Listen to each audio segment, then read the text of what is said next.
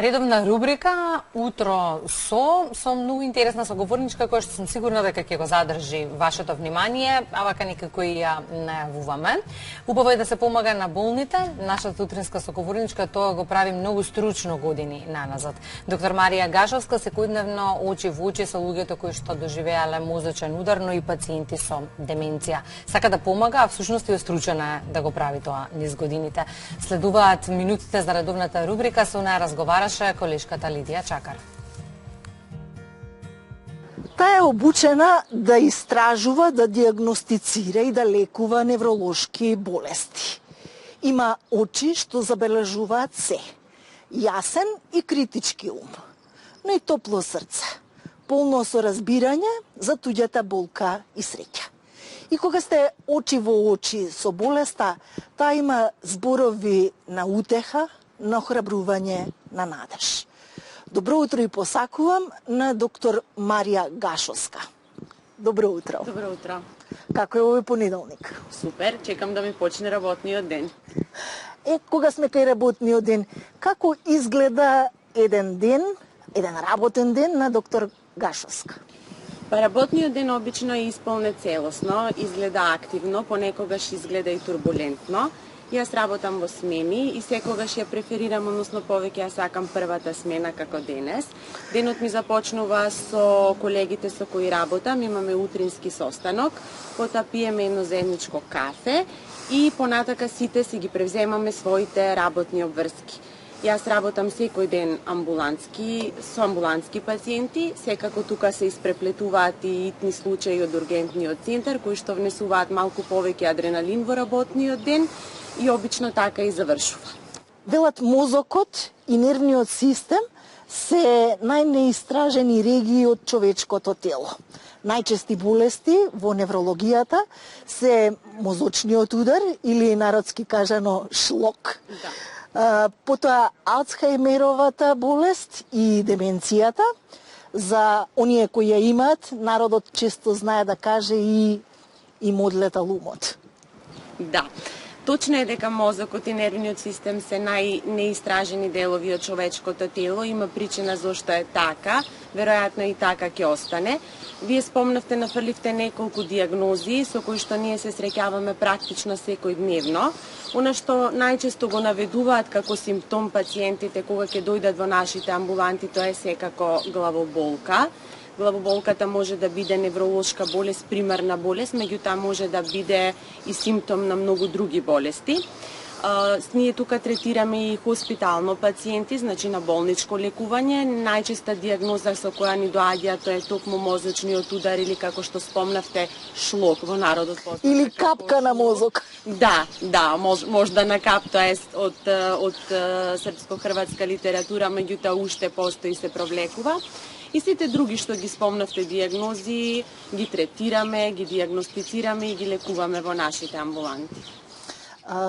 Зашто најчесто ви се обраќаат пациентите и кој е најчестиот совет што им го дават? Најчесто доаѓаат ради главоболка, како што кажав, и тоа не е така само во невролошките амбуланти, туку во било која амбуланта на било кој доктор и општите лекари најмногу се среќаваат токму со таа диагноза. Тоа е најчеста поплака. Секако во овој период кој што е зад нас, периодот на пандемија, многу ги промени, ги вознемири луѓето и можам да кажам дека втората најчеста патологија со која се среќаваме е анксиозноста, паничните напади, страв дека ќе се разболат, дека ќе се заразат, дека ќе ги заразат своите блиски, така што можам да кажам анксиозноста во овој период доминира и избива некаде на високото прво место. Која е терапијата за среќа?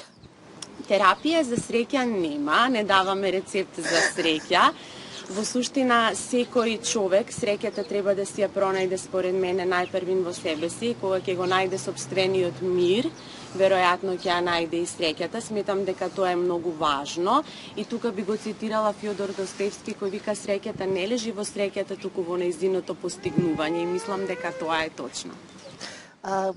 Колку болестите за кои ви се обраќаат се реални, колку постојат само во главата на пациентите? Го има и тоа. Пред се ние практикуваме вистинска темелна медицина и пациентите кои што доаѓаат тука имаат реална мака. Нормално ние ги третираме така се додека не го сватиме спротивното. Периодот кој што е зад нас ги промени, луѓето ги вознемири, така да има дели замислени или психосоматски заболувања, поплаки на кои што се жалат. И тоа не е така наивно, туку некогаш често бара третман соодветен како да е вистинска болест. Која е вашата терапија после напорниот ден? Мојот работен ден не ме уморува, затоа што јас работата ја сакам и во работата уживам. Можам да кажам дека ми предизвикува понекогаш стрес, но не ме уморува. Во суштина, одморот го наоѓам во својот дом и во секојдневни најобични активности. Некогаш е тоа чисто седење, лежење по дома, гледање филмови, телевизија, слушање музика и секак навечер пред легнување заспивам со читање книга и тоа никогаш не е стручна литература, туку е нешто друго. Што ве мотивира? Што ве подкрива за да издржите во работниот ден? Каде ја црпите енергијата за денот пред вас? Мене работата ми представува задоволство и можеби енергијата ја трпам во се што се случува во мојата матична куќа моментално, односот со колегите, нашите пациенти кои што доаѓаат, пристапот, желбата да им се помогне, тоа ме мотивира. Кога ќе имам пациент кој што од мене бара помош и во мене бара спас, тоа е навистина мотив за да го остварите. Како го исполнувате своето време кога не сте на работна задача? Дома, пријатели, јас сум од Охрид, често си одам дома да го видам своето семејство, тоа ме прави срекна. Кога поминувам квалитетно време дружејќи се со нив, можеби тоа ме прави и најсрекна. А што ве растажува? Што ве вознемирува? Ме растажува и ме вознемирува неправда, кавга и војни. И бидејќи ова е утринска емисија, како стартува денот за вас? Денот стартува секогаш со кафе. Дали можеби сакате спорт? Да, сакам. Тоа не е нешто сериозно, меѓутоа некој рекреативен тип на спорт. Сега со пандемијата се научивме да вежбаме по дома и тоа некако остана како пракса и се трудам тоа да биде барем 2-3 пати неделно. Некогаш успевам, некогаш не. Доколку не станавте докторка, невролог, што ќе бевте?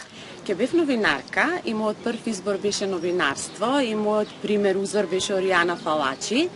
Меѓутоа тоа не се случи и ми е драго затоа што ова е професијата што најмногу ја сакам и повторно би ја избрала неа. Каква музика сакате да слушате?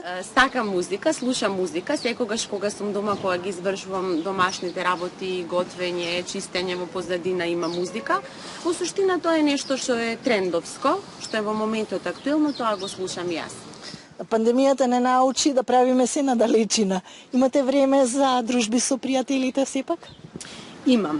Во тек на пандемијата беа запоставени ради условите, ради околностите и заради природата на мојата работа.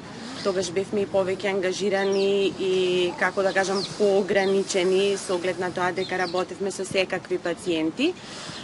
Тогаш дружбите стагнираа некој период, ги немаше, сега се возобновуваат полека и малку е чудно, бидејќи се одвикнавме, меѓутоа ќе се вратиме на старите добри дружби. Доктор Гашовска, благодарам што ова утро бевте гостин на Македонија наутро. Ви благодарам и вас.